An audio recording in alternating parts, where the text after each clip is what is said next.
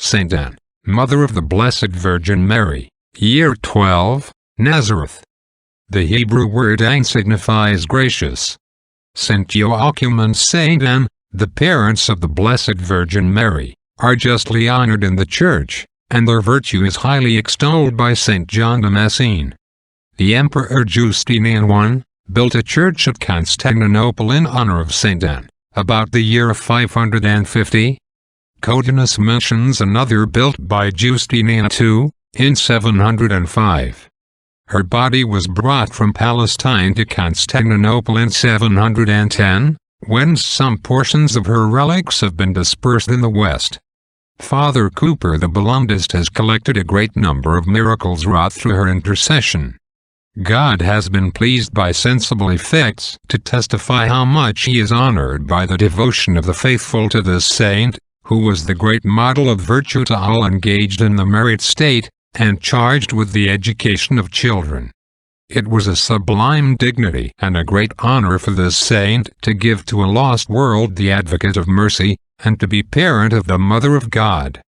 But it was a far greater happiness to be, under God, the greatest instrument of her virtue, and to be spiritually her mother by a holy education in perfect innocence and sanctity.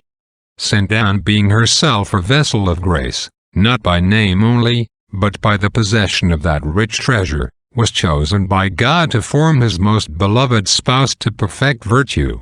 And her pious care of this illustrious daughter was the greatest means of her own sanctification and her glory in the Church of God to the end of ages. It is a lesson to all parents, whose principal duty is the holy education of their children.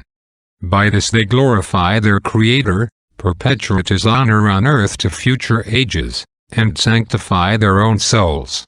St. Paul says that it is by the education of their children that parents are to be saved.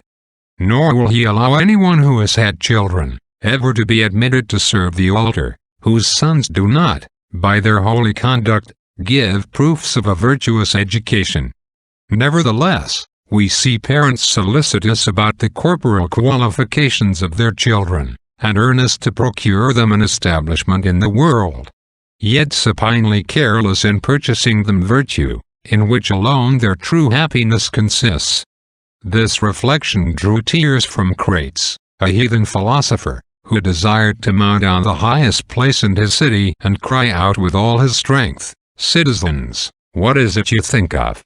You employ all your time in heaping up riches to leave to your children, yet take no care to cultivate their souls with virtue, as if an estate were more precious than themselves.